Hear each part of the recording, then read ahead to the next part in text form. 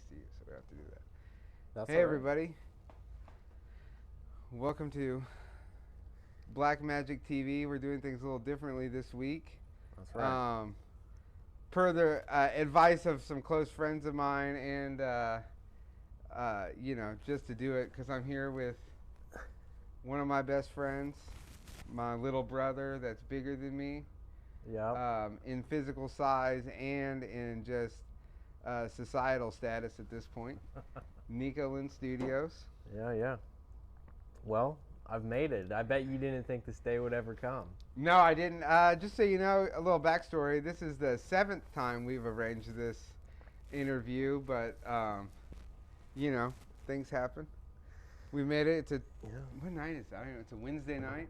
It is Wednesday. Yep. After me setting up all this stuff for the last hour and a half, having to find a shirt to wear in Nico's closet, which ended up being a shirt that used to be mine, so it worked out very well. Full circle. Yeah. Here we are. I guess this is a little different for me because like already this is different than how I've been doing this. But let's get right into it. Why don't you tell everybody what it is that you do, what your drive is, what is Okay. NEKO LYNN Studios? Okay. I guess in a nutshell, well, for the past decade, it seems like I've been doing just about anything visual arts related. So that was pinstriping, sign painting, airbrushing T-shirts, doing pet portraits, illustration work, computer work, digital stuff, graphic design stuff, just a whole array of pretty much anything that was visual art related. And that's been awesome for the fact that there's been a lot of interesting people I've met, such as you and everyone else that I've met along the way. Um, it's been a lot of like really interesting projects and situations come my way, but as of lately, it seems like I've been really focused on illustration work and stuff that I can kind of just do from right here, instead of constantly being on the road or going to shows. And so it's been a good change of pace, and it's been nice trying to kind of weed out taking on everything and looking at just doing more monsters and cars and just illustrative weirdness that I enjoy. For sure. And I guess so. Essentially, you've been doing art your whole life. Yep. I think I was about two years old whenever I had like a little magnetic little kid drawing board thing, and there's like a photo of me that my parents took. I basically had just drawn like a face, and there's the photo of me like holding it up, and it's just this face on a magnetic little kid board. It's nothing great, but it's at that age it was like, oh, this is more than just two circles and a smiley face. It was like semi-detailed, or you could at least tell there was something else going on there. And pretty much from that point forward, it's always been visual art related stuff in my life. Yeah. What? Now you went to art school, correct? Yeah, yeah. Graduated. Graduated. I went to Lee Summit North and was pretty involved in their art program there. Shout out to Miss Stutz and the IB Visual program. Oh, Miss Stutz, probably still at it. I think she is still at it. Yeah.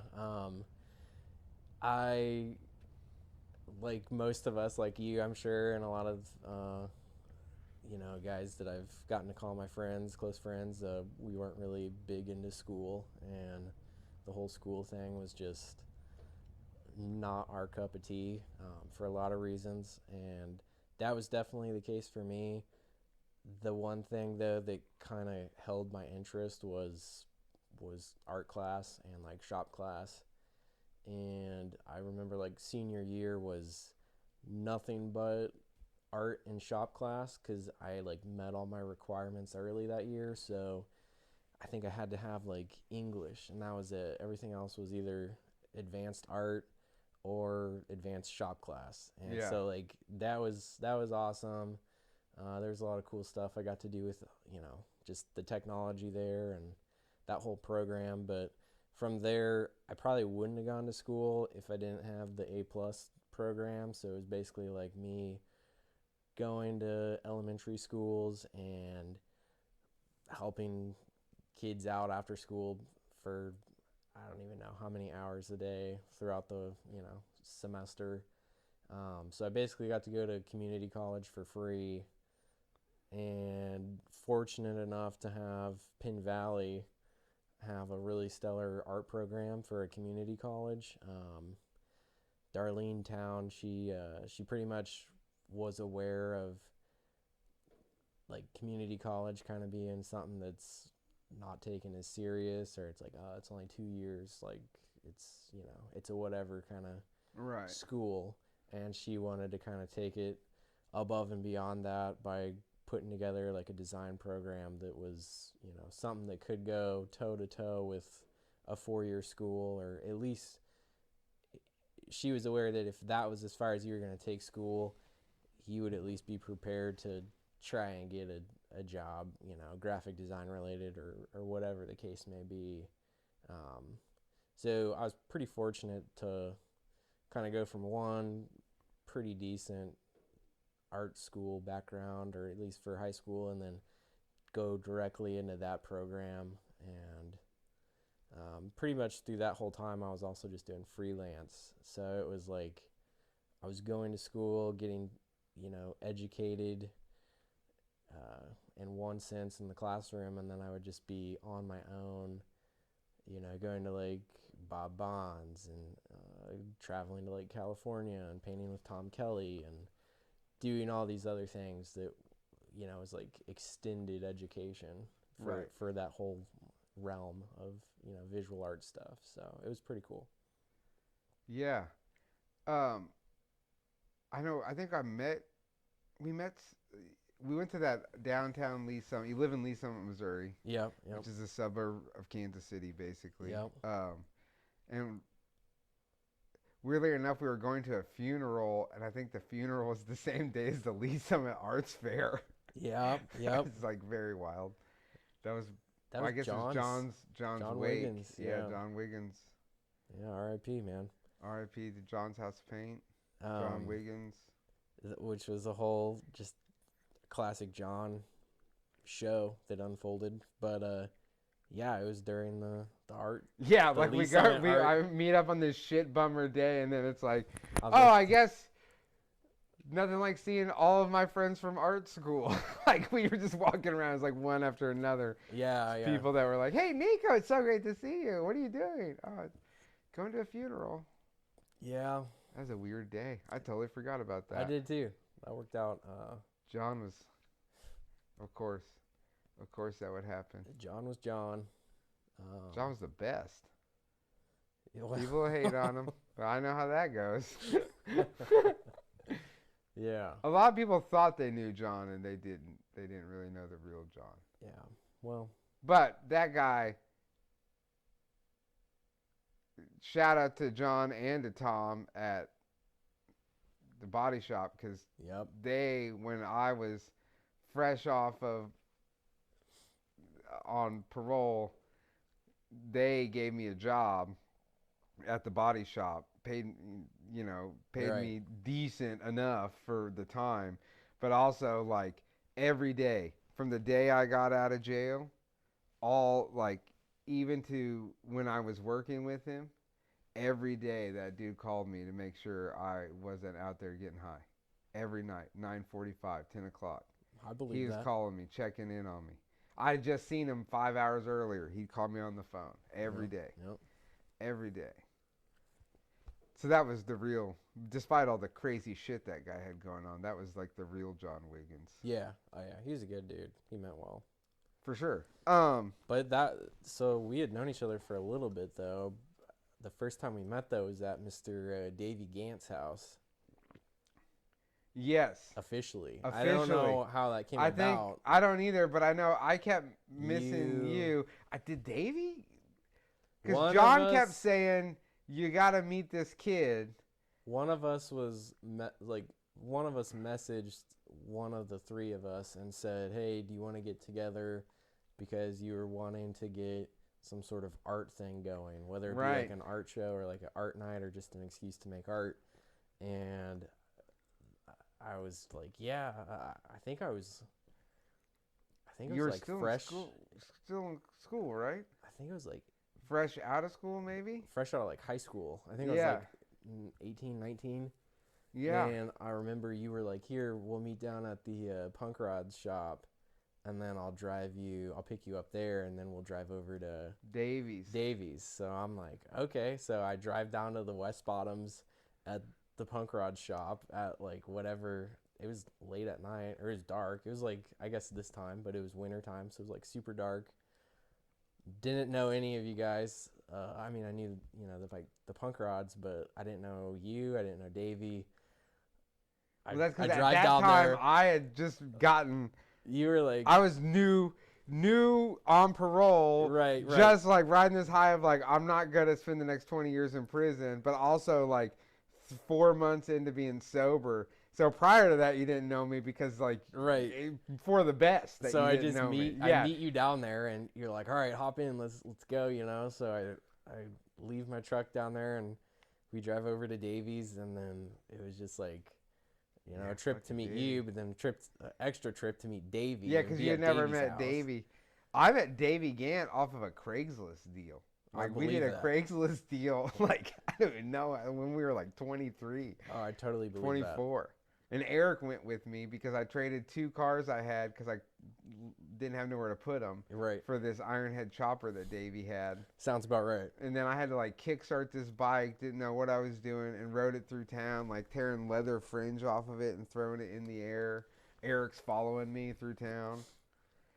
That's how we met Dave. That's how we came to know Davey as a person.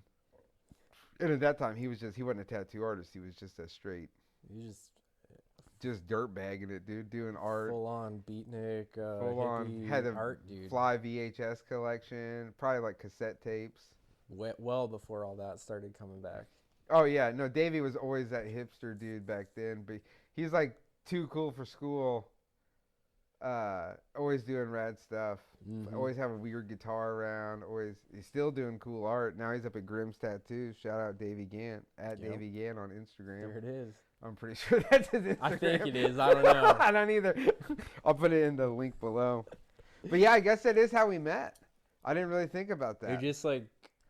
It was that weird. I mean, because ever since then we've just been homies. Like. Yeah, and like I didn't really ever think it was weird either. I just was like you. I think you messaged me on Instagram and was just like, "Hey, do you want to, like, we should hang out?" Like, Eric, and like, because I at that point I'd known Eric Myers for like a couple years, because I'd started going around the. Well, and that's just it. I kept hearing from everyone, "Oh, you got to meet NEKO, dude. Oh, you got to meet this kid NEKO. Tyler, you should really link up with this kid NEKO." And then finally I was just like, Wiggins is the one who's like, "Yo, hit up NEKO." And I was like, "All right, I'll hit him up." Because you were going up to the shop sometimes. Yeah, but it would always be at times like. I remember I had seen you 2 times before we had actually met. I remember seeing you at the shop, and I think you had just gotten out because you were like clean cut. You had the mustache. Yeah. You were talking with Eric. I don't know what that would probably been like. You were just in the middle of talking with Eric. I probably didn't even have a car at that point. I don't think you did. I bet I was riding the bus. I used to ride the bus because I didn't have a license. I think right you did. You had like the backpack. And oh yeah, so I was definitely on the bus then. I was for sure on. I was probably coming from drug rehab. I think you were. I think you were. See what Eric was doing. And I think I had gone down there to like meet up with Dave Sprinkle or John or somebody. I think I dropped off artwork for like Dave. I think that's what it was. But so I just in passing saw you, and that was really it.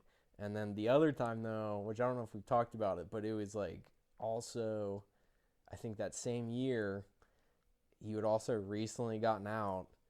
And it was like your first year out, and you hit up Greaserama in like one of your vans you had. It was the one I think you ended up trading to Davey. Did you have the van that said like "Take it easy" on the window? I got that from Davey. From Davey. Yeah. So you come cruising up, at Greaserama like Sunday, and that was the year I volunteered, and they had me as like the front gate Yeah, guy. it was that old Dodge I had. Yeah, and so I'm like not really knowing. I'm just like some kid, not really knowing what they're wanting me to officially do, other than like kind of navigate traffic and answer any like generic questions at the front gate. And Sunday morning, it's pretty chill, and then here comes you in this van, and I'm like, I'm not really instructed too much on what to do, but here comes this van that has no hat, like car tag hanging from the mirror, no wristband, no nothing. They just cruised right through. There's no one at the front gate except me. Like, I'm the guy. I'm like, well, who the hell's this? Like, they got nothing. I don't really care, but also, like, do I let this guy in, or do I say, like, oh, yeah, like, registration's over there? And so I think I said something because you had just kind of slowed down and said, what's up? And I just was like, hey, like, you know where you're headed? And you were just like, yeah, I know where I'm headed. You just cruised on. And I was like, all right, cool. Like, I ain't going to worry about that. He seemed like he fit in and knew what he was doing. So. Oh, yeah. Shout out to Russ Morgan for always teaching me just act like you're supposed to be there, and then nobody will make you pay. Yeah. So that worked out because I was like, well, this guy's but good. Bitch, I did pay this year to get into Greaserama. So, yeah, those were like the two previous times I'd ran into you until we just met up to go talk about artwork and stuff. So. Yeah, I remember. And then after that, they would have been right after that when we went to Davies then, because it would have been that like a month later. Yeah, 2 so months that would have later. been like right before Greaserama, and then we met up with Davey probably like, I think around this time. Yeah, that was all that like first summer of me getting out of jail, I think. Yeah.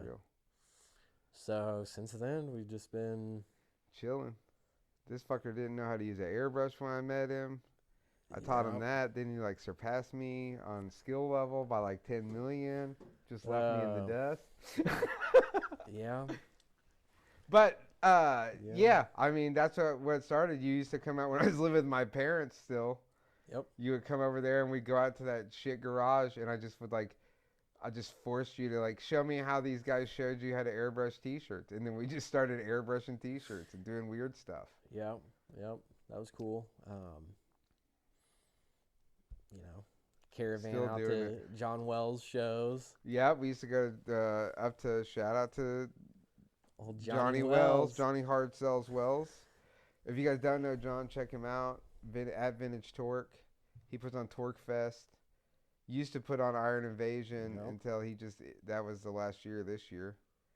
Low key. I kind of knew that before I went, but didn't tell anybody. They made an announcement recently. Yeah, he announced it recently.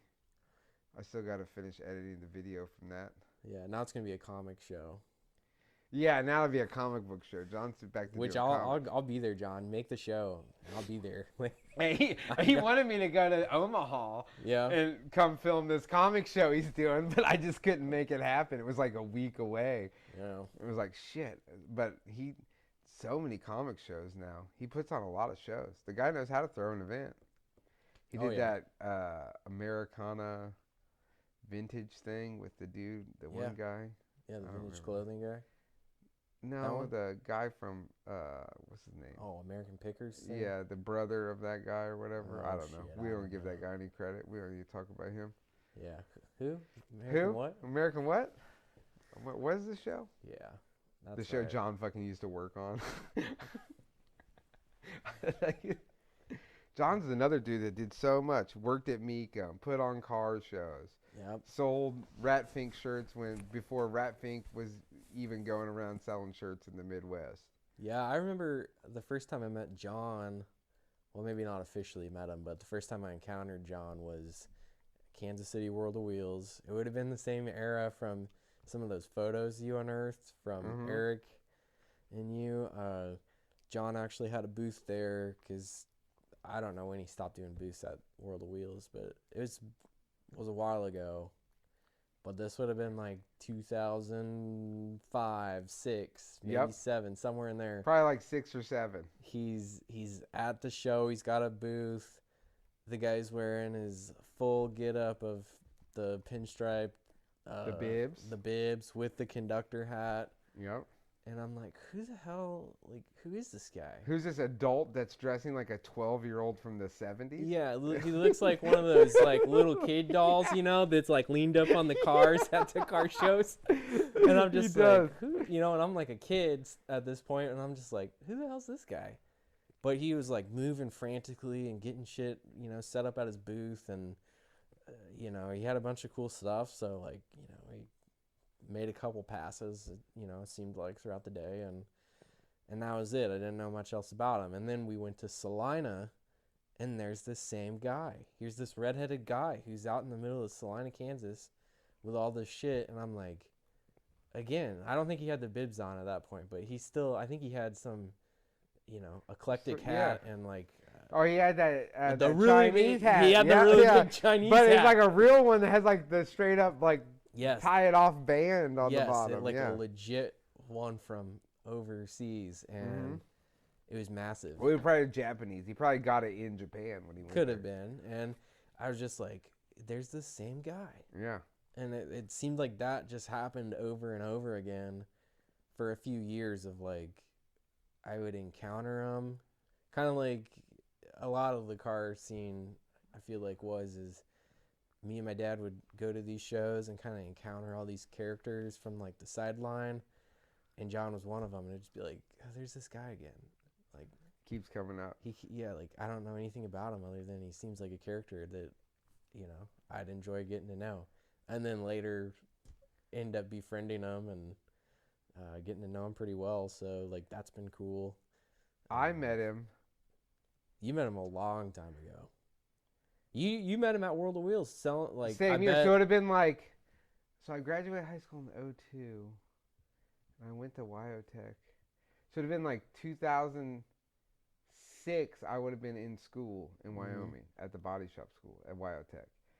That's how I met Todd Carnahan. I met Todd because back then I was king shit greaser. And I had the cuff jeans, the creepers, the pompadour.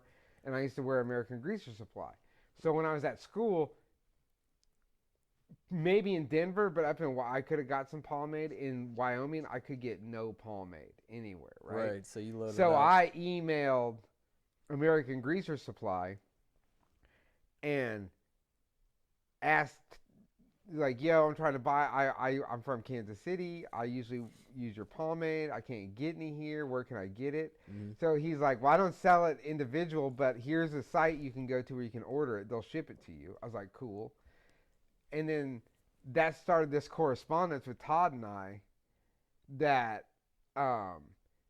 he then one week he emailed only person literally in my entire life that I've ever like emailed with. Like, I wasn't an email. I never became an email guy. Still, I fucking hate email. Yeah. But I emailed every day. Todd and I had a correspondence going about cars and what my goals were and what I was trying to do and music. And then one day he's like, hey, there's this hot rod show in Denver.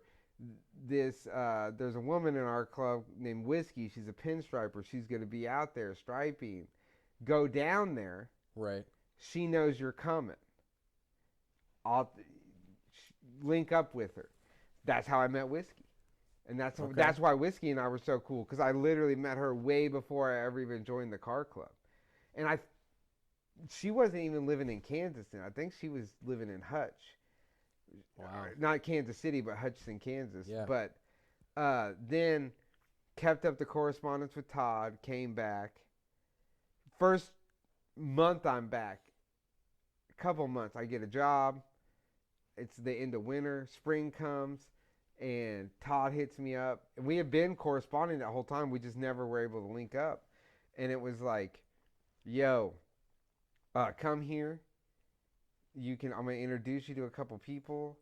I think there's a couple guys you'd really get along with. I go. Johnny Crash is there.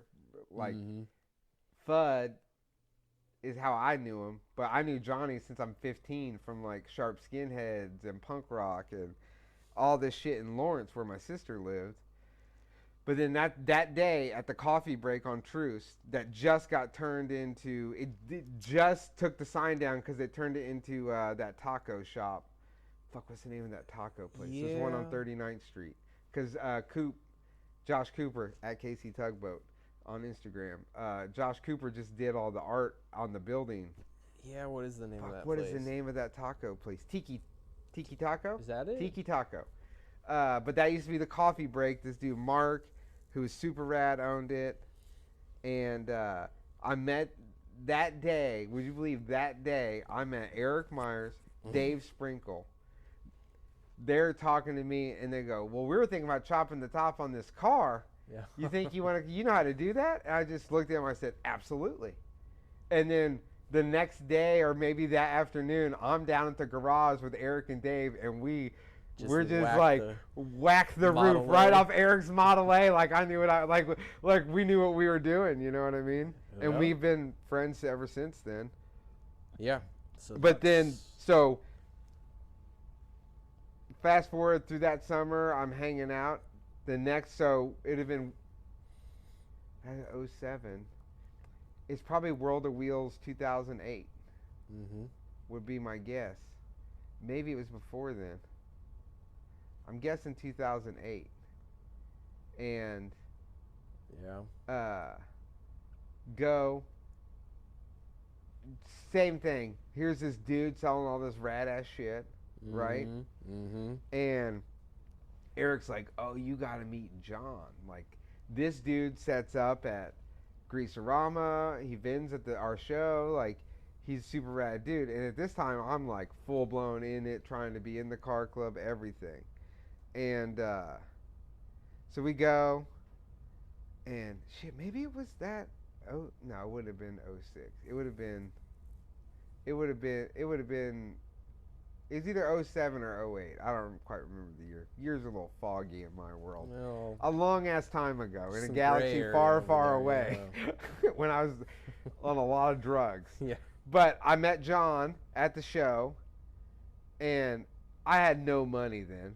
You know what I mean? And I had this, like, he had all this shit I wanted. And I was like, yeah, what are these kids' books? And I was just sitting there. Through the weekend, I kept going, because we were there all weekend. And I just kept going up and talking to him. And I finally just said, we were sitting there, and I had this whole stack of shit I wanted to buy. And I'm going, man, if I buy all this shit, I ain't going to be able to pay the rent this week. You know what I mean? And he had these books by the Piz or somebody. They were like kids' books. Yeah, right? Yeah, Piz, so, I think, had some. So I kind of hustled him, because I was like, hey, how come you ain't sold these? He's like, what do you mean? I was like, how much is this book? He's like, it's like $11 or it was under $20. And I was like, how have you not sold all these this weekend? He's like, nobody wants to buy that crap, man. I'm like, what do you bet me? He goes, I bet you that pile of stuff you can't sell all them books. And there was a stack. I mean, immediately. I said, you're on, bud. Here comes Did he know. Michael Cosgrove. Little did he know I knew everybody, right? So I already know who had kids. Mike. You gotta get what are you doing? Book. Why aren't you getting this book? Look at this book, dog. Yeah. Immediately buys one. Boom. Here comes another guy. Boom, boom. It maybe took an hour. And I sold this whole box of these children's books. And John's looking at me like, what the fuck? And then Eric comes back and he goes, oh, what you got there, Tyler? I was like, I just hustled this shit out of John, you know. And ever since then, that's how I became friends with John. And I've never not, like, dude, I learned real quick, like, I ain't no jabroni, and I'm not about to I'd made all the trophies for the show, and I did all this extra work when I was in the car club prior to. Yeah. Like, I would go above and beyond prior to the show. Right. Right? Because I ain't no hill jabroni. I ain't parking no cars and dealing with no assholes. Like, I ain't doing none of that, dog. When Greaserama comes, I'm busy. Because I'm about to go make me some dough. Working John Wells' booth. And that's what you did. Yeah, and that's what I did. So John became I guess that's how I met you more officially. Probably so. That same year I was working the front, you were working John's booth. Yeah. And right next at the end of the concession stand, it would be me and John. And I bought something from you. T-shirts like booth. Crazy, dog. Like. Yeah. Oh, we had it all, man.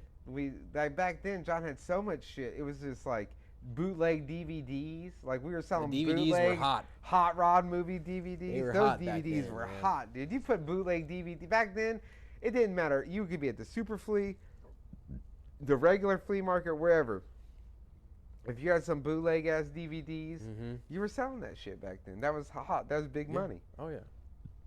I want I need to see that that Sing Sang beer ad pouring out. I need the guy to stand up in the middle of the fucking copy of role models I'm watching. You know what I mean? I needed all that. But for $5 compared to $20, you know, hard to beat that's it. just that ghetto shit that I was into. I'm not gonna lie, I still go to the Super. I was just at the Super Fleet trying to buy a damn rug the other day. I was just there the other day. Yeah, I took you in Brooklyn not long ago. Yeah. You can buy anything at that place, man. Yeah, you really can. I went to the regular mall the other day trying to buy a pair of jeans. Which one? Oak Park. I don't go to last time I was in Independence Center, Good, there was a active active shooter situation at that fucking place. I don't know. Brooklyn and I were just by there, and she was like, "How is that still open?" And I'm like, "I don't know. I don't know." I don't either. Mindy and I went there over the summer, and while we were in there, I started hearing some yelling, and we ran out of the store, and we started walking down the aisle. And I saw people screaming. Next thing I know, there's people running past me. I'm like, oh, shit, we got to get the fuck up out of here. Yeah. And somebody pulled out a gun. Independence, man. Independence Center, man. What then I called Dylan, told him, he goes, give me 10 minutes. Dylan calls me back in 10 minutes like he's wired into Independence with the whole skinny on the situation of how Ray pissed off Pookie and he pulled the pistol. I said, how do you know all this already, man? Independence, again. Independence, It's all intertwined. They know what's going on. It's in the water. It really is in the water out there. I lived out there for a while. It's wild. Independence is weird because they really like anime. Anime is huge. People wear those button-up shirts like this that are made out of composite material, but then have full-blown Dragon Ball Z. The whole thing is Spider-Man or Dragon Ball Z. Yeah. But then they'll have bowl cuts with but it's a rainbow color. It's a real weird place, dude. I've never seen a town that has so many vintage stocks in it. Yeah. There's 4 vintage stocks in Independence, dude. I swear. It feels that way. It's just it's a gym in our metro. Oh, if you're in Kansas City, go to Independence. Don't go to Independence Center, but go to the Walmart off 40 Highway. I don't know about I swear that must be where they started people of Walmart at, dude. I love it. Those are my people. They got some characters in there. Yeah, I love it. It's like Lee Summit. Lee Summit's real weird. Compared to a cultured Most individual people have you, maybe. this yeah. Fuck you. Most it's so weird to me because it's just this, but then it's this. There's no in between. You're either super normal and kind of very middle class, upper middle class, or you're just straight ratchet on the bottom. There's no in between in this town. Oh. And it's the oddest thing. Well, somehow I'm here. Yeah. Well, I just am guilty by association. Yeah. I'm just. You inherited into this mess by proxy. You know what I mean? Nah, it ain't too bad. No, it's nice out here. It's quiet. But it's just that place. It's like Eric's neighborhood, where everybody's pretty decent, except for those old dudes, the waxers that be riding their mowers drunk and always trying to fist fight everybody in the neighborhood. Yeah. It's they're just been there for so long that you can't do nothing about it. Yeah. I mean, we just got rid of that guy in my neighborhood. Old Doughboy. Yeah. Well, It's so quiet now on my block. You live on a hot block, or you did. So. I did. It's still a little, it's mildly hot, but the essays, you know what I mean? They know how to handle business discreetly, as to where the meth head white dude that's squatting on the porch, he's a little buck wild. Yeah. I've been thinking about taking that. I took a photo of him one day on a Friday. I came home. This fool had just caught himself on fire 2 days before. That's in the bunny onesie suit? He's got the one onesie on, and you would think that he's got the one leg is pulled up, And everybody thinks it's because he's like doing an LL Cool J thing, but really it's because his whole entire ass leg is burned up. That dude, till the day he got, I don't know if he got arrested or what happened, but Yeah. he had black soot on his face from the day he caught himself on fire. Just out of his mind. Man. Spaced out. Now it's so damn quiet over there, it freaks me out sometimes. Yeah, you enjoy the noise. Yeah, I can't, I mean, I would have more anxiety living where you live, around all these decent people, quote unquote decent people, right? Like, you live in a decent neighborhood. But, like, Yeah. to go outside and have, like, I mean, you know, just the most straight-laced person living next door, like, I'd be like, I don't know if I trust you, man. I need, like, somebody's a little... I need somebody that's a little half shifty, you know what I mean? A little shit in their past, you know what I mean? But that being said, in my neighborhood, I live in the street. I mean, it's pretty ghetto where I live, but I'm cool with it. But I know everybody. I know all the shit bums. I know all the not shit bums. I know all the junkies. I know the damn people that be walking the dogs. I just get to know, I know the people at the liquor store just from walking by because they're always out front. You're a man of the people. You just meet everybody. I talk to some people, they don't even know their neighbor's name. Imagine living here, right? And you don't know what the guy next door, you don't even know what his name is. Could you believe that? People tell me that. I don't know my neighbors. Why would I know them? I don't know, man. I tend to, you know, try to get to know the people that I'm in. Yeah. Like, yeah.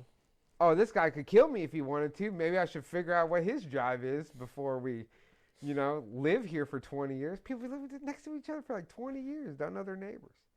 It's mind-blowing. Yeah. It's mad crazy. Yeah. I get it. I've become a little bit of a recluse. I'm a recluse by nature, but I can get it. But yo, I could like wheel an air compressor in front of my house on the street and paint a fucking car. You couldn't do that over here. You know what I mean? Well, I have. Like, yeah, but you know what I mean? Yeah. You can do some shit that you couldn't normally do. Yeah, that's true. But I also like being in the city. That's my main thing. I like being so close to everything. I like being close to the whatever, everything. The hustle and bustle. The hustle and bustle downtown. It's 5 minutes from the hot rod shop I work at. It's, you know, Eric's 10 minutes this way. Cosgrove is 20, you know, you're 30 minutes away. Yeah. You know? That is nice. I'm kind of centered, like I'm here and all the homies are around me in different little areas, so it makes it nice. Yeah, it is. You know, it's not too bad of a town. No, it's all right. It's cool. I'm a Kansas guy. You already know that. I tried Missouri. Missouri didn't treat me too well. Stole my van. Had to get it back myself. Yeah, they did. We'll give a big FU to the Kansas City, Missouri Police Department on that one. Big drop the ball. But we got it back from Anthony. Anthony, the meth head that stole my van. Fuck you, Anthony. I still have your phone number. Sometimes I still prank call those people just to fuck with them that stole my van. I can't get over that. They were just like, we don't have enough to press them with anything or charge them with anything. They never even arrested them, though. Yeah, they were just like, they told me they did, but I realized later, like I found out that they just waited for me to drive off. I found the van. Yeah, you physically went and found the van. I physically went and found it. I'm in, like, a neighborhood that, like, is a jungle compared to my neighborhood. Like, there's graffiti on every house. There's, like, people be living, like, in these houses. Like, it's a gang neighborhood. And it's a dead-end street. And I find my van at this house. I call it in. I'm waiting. Dude, it took 2 hours almost. For someone to show up. And then after the fact, I wish I would have just called the boys. And went and got it back yourself. And went and got it back ourselves. But, you know, me, I can't have no pistol or nothing legally. And I don't carry one illegally. But I wasn't about to. I was all by myself at 6 o'clock in the morning on like a Tuesday. I'm supposed to be going to a fucking job interview, right? Right. And instead, You're trying to track down instead your I'm trying to. I'm car. in the middle of a gang neighborhood, like tracking down my stolen car. I'm driving my parents' Equinox. I got my miniature Schnauzer with me, and then they just came. They let me. They threw all that dude's shit out of the van, Mm-hmm. and then said, "Here you go," and they the police the only cool thing they did was they followed me up to a Quick Trip Mm-hmm. on Truman and let me drop mom's car off there. I then took the van to Cosgrove's Lock down to Independence and left it there for a while. Risky. And Cos gave me a ride back down to the Equinox. That way, because it was safer on his lot than it was. If I'd have just taken that down to Quick Trip, it'd have been gone before I got back. Yeah. Then people would have known. But they weren't about to steal that brand. They didn't have the brain capacity to steal a brand new Equinox. Yeah. But yeah, fucking Missouri, man. That's how it goes. Well. I got that car. I got it back though. Everybody said, "Hey, you ain't getting that van back." I said, Yeah, they. Nobody believed me, and I got that van back. Then they said, "Now Tyler, you're not getting all them vintage coats and shit that you had back in the that was in the back of that van." And you didn't. Definitely got all my shit back You did too. get those back? I got everything back. Well, how'd you get the jackets back? Oh, so the lady that turned me on to where the van was, right? A homie of mine put it on Stolen KC because for some reason I'm blocked on Stolen KC. I don't understand this. I'm the most blocked man in America, I think, at this point, next to Donald Trump. Like, Yeah. but that's gonna be the name of my memoir, Blocked and Banned. But this chick turned me on. They ripped her off in a meth deal. It was her homies. So I basically, I'll flat out tell you, like, what is there, like, rules to, like, composure? Like, I straight up blackmailed this lady. I was like, yo, you're either going to give me my fucking shit back, Yeah. right?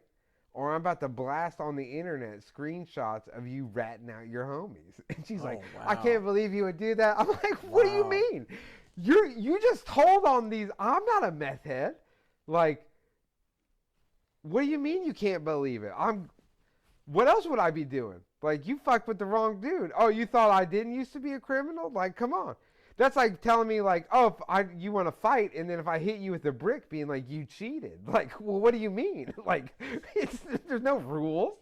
Like, that's a misconception. There's no rules. Like, I wanted my shit back. It had very sentimental. At the time, some of those pieces were very sentimental, and they still are to me because they were given to me by specific people. Right. And I was like at a point where it's like, yo, I'm not playing this shit. Like, I want my shit back. That's fair. I got it back. Plus, I may have also got a set of Milwaukee M18 electric tools out of the deal in the whole operation. Hey. And I had a couple friends that came and helped me. They are allowed to have guns. So we also got the cops involved that time and did it all right. You know what I mean? I didn't do anything buck wild. I gave up my buck wild days. But yeah, I got all my stuff back. I didn't know that. Oh, I knew yeah. about the car, but I didn't know the Yeah, stuff. no, I needed that Pendleton jacket, dog. They had my Pendleton. They had my Ben Davis. So it was still untouched. Denim. No, they fucked up. I had this vintage Sherpa line jean vest that Billy had given me. Mm-hmm. And, well, I bought from Big Bill Emerson. Yeah, Blue Collar Bill. At Blue Collar Bill on Instagram. See, this is how he shout everybody out. Yeah. But Billy had sold me early on. I mean, this is back. He had his shop. This is like, I think I was like in the bottoms at that point, like right before I started living in my van. Mm-hmm. But it was that vintage denim vest, and I had this vintage, like OG New Riders of the Purple Sage back patch, and it was a when I got it, it was a square, but it had the circle logo with the cactus on it, and I cut it out, and I had this like very like I like thick ass line, and I did it very like old school looking, where it was like big stitching all around it, and it was double stitched, and they like painted that fucking thing white, dude, and ruined the patch. they like went full tweaker on that thing. There was all these other patches on it, and they had like cut them up and re-glued them, trying to like hide the fact Like, that it that wasn't was the same- it. it wasn't the Yeah, same like one. you just cut the cadaver patch in half and like put it in 2 different places. Like, so that sucks Damn. because there's shit that like on that jacket where it's like, oh man, like I can't get this patch Yeah. because I saw that. I mean, I could probably, but like it meant a lot more when I went to see a band. And get it while you were there. Yeah, and it's some its obscure own band that thing. never comes here, shit like that. I get it. But it's just a jacket. I mean, that's what I guess they all are, just jackets. But Yeah. Still, man, I if really they got wanted stolen, that Pendleton, you know. dog. I needed my 1950s Pendleton jacket, dude. That was a Yeah. choice unit. And the Ben Davis, I could have just bought a new one, but I was like, man, that's like 150 bucks. Like, I ain't trying to buy another wool. It's one of those like Eisenhower denim jackets that's got the blanket liner in it and the buttons. Yeah, yeah, yeah. It's a nice jacket. Wow. Shout out to the guy at the Superflea, the homeboy LA Clothing. Just Wow. went there and got a fly Charlie Brown shirt last weekend. Got me some more ordered. Lowrider Magazine, Charlie Brown. What's speaking of Superfly, what's the or Superflea, not Superfly. Superflea, what is the story with that one booth? That lady that has all the old stuff in the middle? Dude, Is I she don't know. back? That lady has not been there. There's a lady at the Superflea who has the tightest shit. Like, she had this shit so long that now it's like the tightest shit. Tons Yeah. of records, tons of furniture, and it's just been sitting there, and she never opens. And the guy with the toy store told me she opens occasionally, but Yeah. you know, I don't know. I don't know what the situation is. Yeah, it'd be good to try and catch her when she's down there and Yeah. check out all the stuff. Check 'cause that out. We'll get down there soon. There's just a lot, like pretty much everything in her whole space is. Some shit that It's like I'd like to look more. At I'd that. like to know how much that is. Because Yeah. you know it's cheap. I was buying shit Yeah. from that lady for years back in the day. Always had good shit. Like, it's like the Mhm. wheel guy's going out of business. Mm-hmm. So I've been going down there buying. You had a Telling you lot right of now, if shit. you're in town, if you live in town, you better take your ass to the Superfleet with some cash. Mhm. Go see the wheel and tire guy, especially if you're a hot rodder, because he has the real deal for the right price. He's a rad dude, and I leave out of there every time with just piles of. I've gotten to know him so well over the last couple of years that like they be taking me to hidden layers that they have built of like shit where like, yo, there's this one area, I swear it ain't been uncovered since '93. Because I bought all these old Felix air fresheners. I bought just Yeah. visors, and I must have 20 spoilers in my van that I done bought. People keep going, what do you do with these spoilers? Shit, you see what I'm doing with them. Every time I get a van, I put a spoiler on the son of a bitch. Spoilered out right now. Yeah. That's where I got the spoiler at that's on the Safari. $5.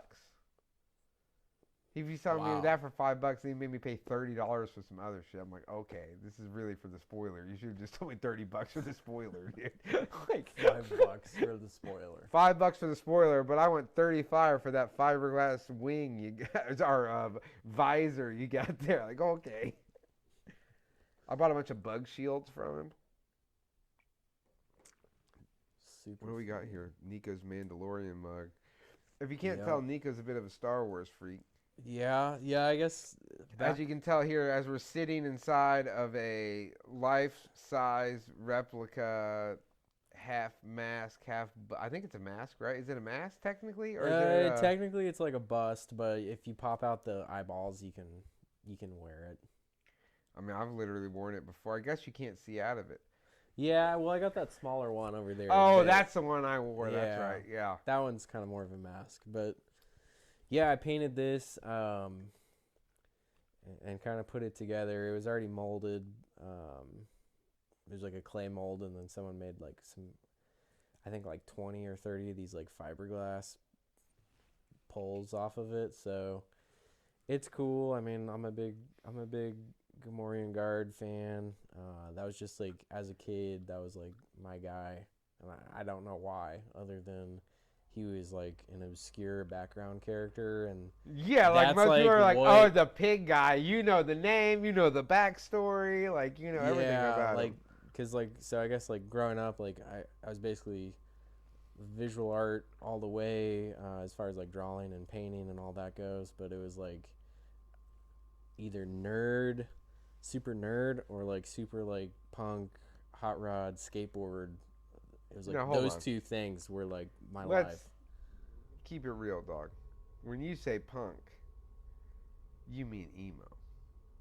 Yeah, I mean, we would be in that era. That's the pop punk. The pop punk, hardcore, Woofy crabcore. hair. I need to see some old photos. I want to see Chiodos. I feel like there's a Day to picture of your Remember. wife with like a floppy hairdo somewhere that I need to see. You know, Brooklyn, I didn't really have like mega scene Yeah, era of like hairstyles and stuff, but there's some. Yeah, there's definitely Dylan some. did. Dylan, I think Oh, I'm Dylan's, sure. Dilly's got some hidden. Yeah, His sister too. She had the whole. I'm pretty sure Danielle had that. Remember the the like side swoop thing with no the spikes. the bangs, Yeah. but then the back was like blown out Yep, like yep. the Oh, yeah. like the that was like the metal emo Yeah. hairdo. Oh yeah, dude. That I guess, yeah, that's a better if you want to get Now, tech for with what's some of the bands that you fucked with back then in high school, like that? A from Day to that era? Remember was probably like the Right. band. That's that like was the the 3-word band name era. Yeah, like they had like the Homesick album that came out like when I was in high school. What year did you graduate? I graduated in 2013. Fuck. Yeah. Yep. So there was like Yeah, well, because I guess so I'm like 11 years older than you, 10 years older than you. yeah, 11. yeah. Because I graduated in 02. Is that 10? Well, let's see. I turned 28 this year, Oh, yeah, so I just turned 30. Yeah, so I'm just over so like it's 11. 11. Is Yeah. it 11? Dang, yeah. Yeah, 'cause So when's your birthday? 94. No, what August day? 17th. Yeah. So you just turned. Yeah, like a few months ago now, Yeah. but yeah, Yeah. Because I just turned yeah. 39, I guess I could say it.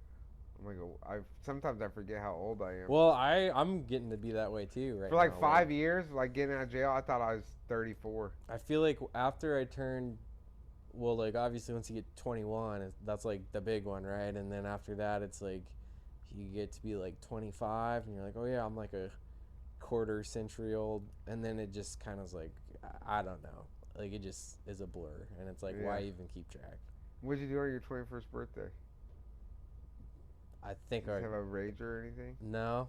You were a big partier. I was a partier, I guess, more in like high school. Yeah. I guess like an acceptable amount. I never got in any trouble. Mm. Definitely had my fair share of fun, but never got in trouble. And I think I was always like kind of aware of like, now's a good time to like leave this party before it, gets completely Yeah, I obliterated didn't really by. party in high school.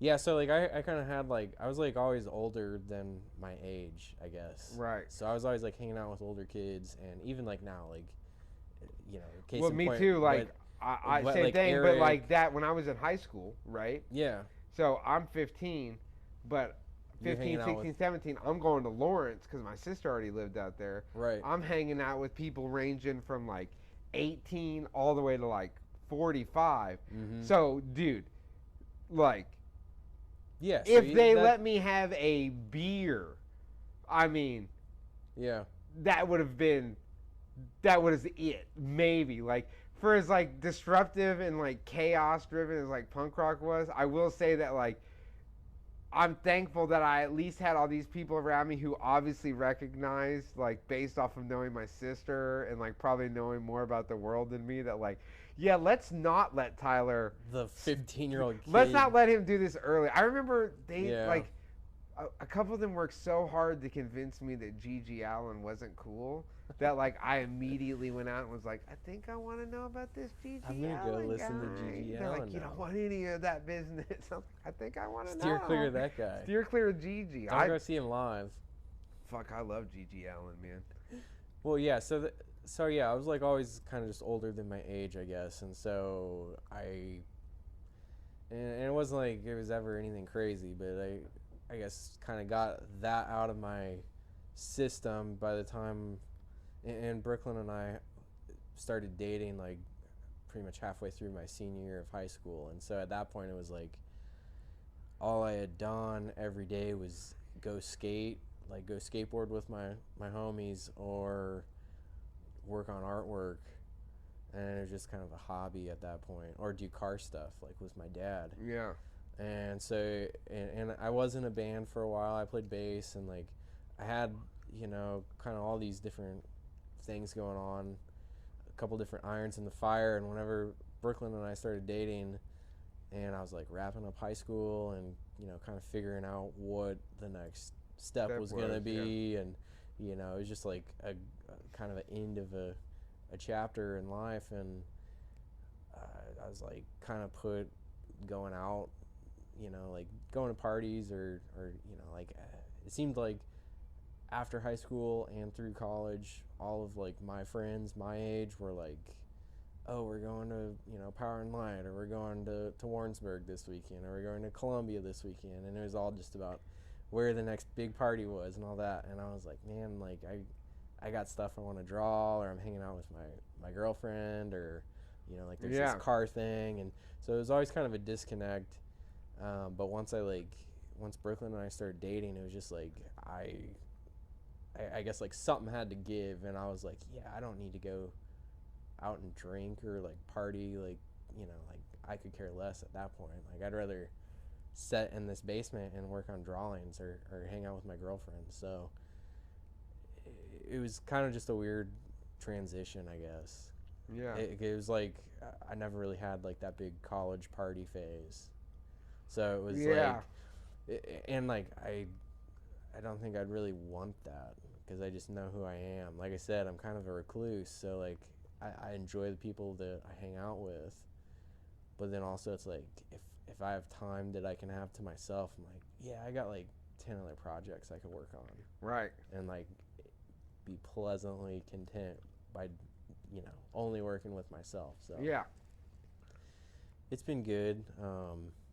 Yeah, I didn't really, because I didn't go, so when I mean, somehow, Yeah, because you went. only thanks to this lady named Diane Bonner did I graduate high school, dog. Right, I believe it. When I turned 18 halfway through my senior year, I only went to school half a day. At that time, I was already heavy into, like, from the minute my first friend got a car, Mm-hmm.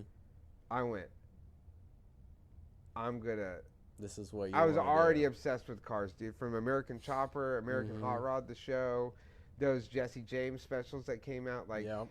buying every dollar I would get, I would throw it on a magazine. I Yep, got a yep. job early on. I started working the minute I could start working, and it was always cars from then on.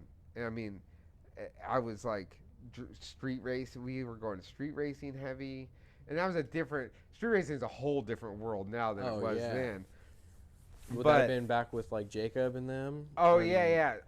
So Jake and I met, I worked at a slot car track in Bonner, like a slot car racetrack. Yeah. And that's where Jake and this kid Richard and Jake's dad and uncle, they would take them down there. They were little, dude. I mean, I was like 15, 16. Mm-hmm. So that means they were like 12. So technically, I've really known those cats since they were like 12, 13 years old, because they're like 4 years younger than me.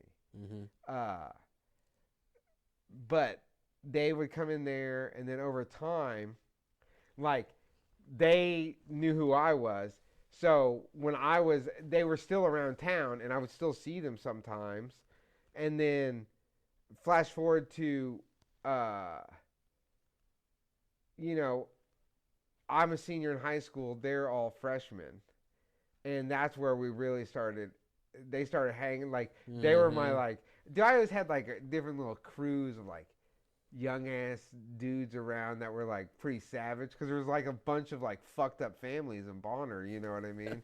But we would go out, like, they would, like, these kids were down, like, the young punk rock kids I hung out, they were down to, like, we would go destroy some shit, you know what I mean? Yeah. But, they were around more.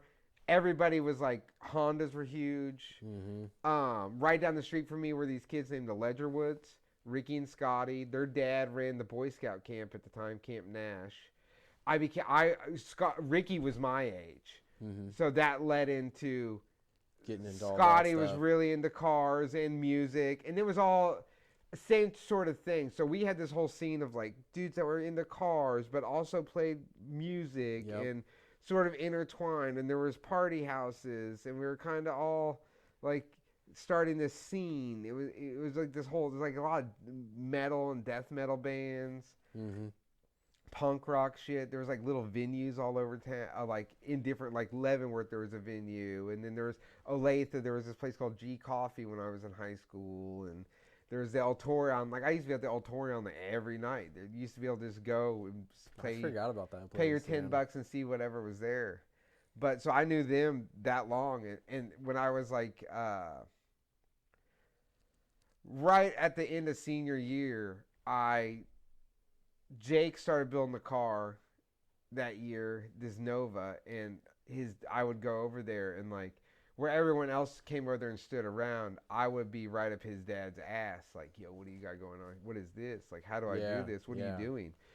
Yeah. I mean, I would fuck things up, and like, there's a lot of teachable moments that I learned in Tim Hachinsky's garage. Right, you reflect back on that, like, those I times. still, like, I remember brand new paint, finishing the last piece of the puzzle is putting the hood on. They go, close it. And I fucking, boom, slammed that hood, put it right into the fender. Tim had to repaint half the front clip.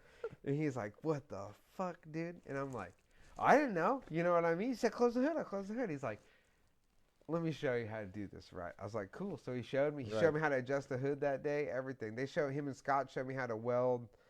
I learned how to weld there, MIG weld. I learned a lot of shit. And then I kept working with his uncle. So Jake's uncle's like a kind of a wild dude. Scott's like, he's cool. He's kind of a wild dude. Yeah. He used to send us over to Dick's house with like, one time he had all these fax machines for some reason. Like, I don't even know. I didn't even ask no questions, bro. Like, we had all these fax machines. We load them in this. I had this Jimmy, this like 81 Jimmy. And he's like, go throw these in Richard's mom's driveway. Like, block the whole driveway and shit. We're like, all right. So I don't know if he had like dated Richard's mom and had beef or what the situation was really. But Scott used to always just have us do. Dude, he would like, you go to his house and your whole car would be fucking filthy. He'd be like, oh, Stick Dog, you need to clean them wheels, man. The rest of the car was a piece of shit, but he'd want you to clean your wheels, you know? And like, yeah. But he was cool, dude. That dude also taught me like shit that I still think about, man. Like, I remember being just fucked up on drugs. And he's one of a few people that never treated me any different, you know what I mean? Always kept me alive, for real, dude. There was times where he kept me alive.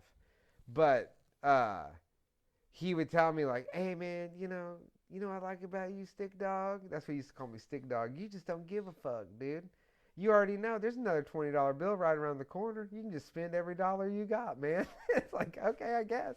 But then really, it's true. This fucked up, weird shit he would say to me. Like later on, I reflect on it. It's like, oh no, he's kind of right. Like he was telling me like, hey, you're not always gonna have money, but don't freak out about it. Like you're gonna, and I've seen him same way. Same way for him. You know what I mean?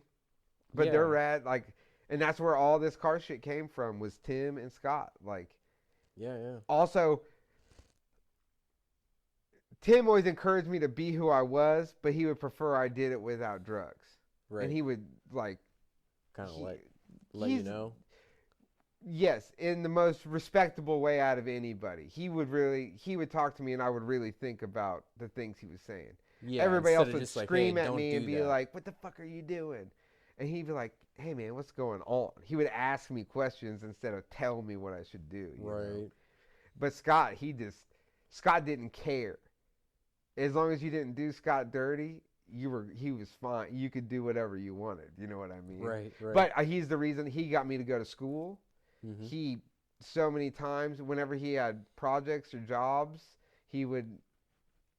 I was the first guy he called to come help. You know what I mean? Well, yeah, and I think it's the same as that. Is instead of, because I'm sure like we had friends, right, in high school, like we all had friends, but it was like you were clearly, because like me, like I really feel like I'm an old soul and into certain things, like being a kid in late 2000s and being like into hot rods and like American Graffiti. I didn't have anyone else at my entire high school who like even knew what a 32 Ford was. Right. And so it's like you're kind of in this spot where it's like, well, there's these guys who are doing stuff that I think is really cool. So instead of just like, because you go to a friend's house, or like Brooklyn's, like her dad is, a big drag race guy. And Yeah. I remember going over there even. Shout out to Big Ron. Big Daddy Ron. Big Daddy Big Ron. Daddy Ron Cornish. Like you go over there and, he's got his rail car like torn apart, and, you got a motor and trans hanging around, and, he's adjusting the heads or whatever it is he's doing. And you're like, yeah, we could be doing this, but I'm going to go like, kind of like with you, like I'm gonna go see what the fuck's going on, and like, hey, like what are you doing, like, how do you do that, or like yeah, everybody's coming over the house to go swimming, go to the lake or whatever, yeah, and you're over there going like, I'll be there in a minute, I'm gonna go see what's up with your dad. Yeah. And I guess like Will, who's like kind of basically a inherited part of the family at that point, he's like looks to Ron as like, a stepfather, and so he's kind of like Brooklyn's brother, kind of, part of the family. He was probably the only other one my age that was the same way, and he's the guy who's like would go to all the races with Ron and like be the pit guy and like make sure he had everything set up. And it was like there just wasn't still anything. Going to all the races, still going on. Shout out to Will McDonald here. And it was like there just wasn't anything else going on. So whenever like I met Eric, Myers, I had seen him around for a while, and like, and that's why like I'm close to my dad, is because he was obviously a car guy and got me into it. And it's just like you meet Eric or like these other guys who could be 2, 3, like Tom Kelly's like 3 times my age, and or like Bob Bond, and it's like you immediately just have a connection and are like, yeah, we're friends. Like, you're like a mentor type figure, and whatever it is they're doing, you're like, I can totally dig that and want to learn more about it, but also like we can bullshit, and like, we're just cut from the same cloth. So I think learning that early on was kind of, I don't know, better than trying to go to college and figure stuff out, or traditional college, kind of like for you going to, automotive route. And dude, I could have went anywhere and just like got a job at a body shop or whatever, but I surpassed.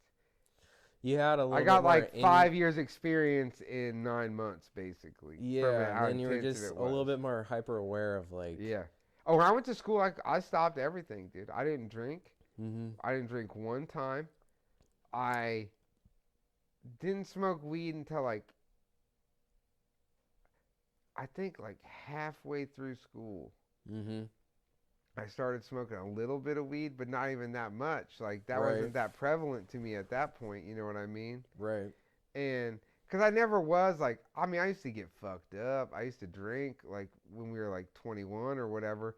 But the number of times I really got out of control drinking was slim compared to like messing with some other stuff. Like, and that didn't happen till later. That was all after I came back from school. I was like very late onset with like, God, I found uppers, dude, and it just like, I found the missing link, I thought, for like all my problems, man. People be like, I mean. Was that when you were working at the body shop, and then you'd go home and paint the tins for the choppers and stuff, and then you'd go back to the body shop and like you just weren't sleeping? And oh no, dude, I worked at a body shop. I worked for Chris Cofield like towards the end of the run. I was working at CNC Custom Graphics up in up north in Parkville for Chris. Awesome dude. Like I was doing like hella speed before I even went to work. I'm sure I was just jaw jacking, chain smoking cigarettes inside this dude's little ass shop. just fucking chain smoking. But got paid by what I did, so you know me, I was on Oh, like so full then you're blown like just, let's like- go, and it was all custom work, so it was easy. It was just I didn't get paid that well, but I learned a whole lot. He did teach me a Yeah, lot of yeah. shit I didn't know about airbrushing and like doing graphics and shit. But I would leave there.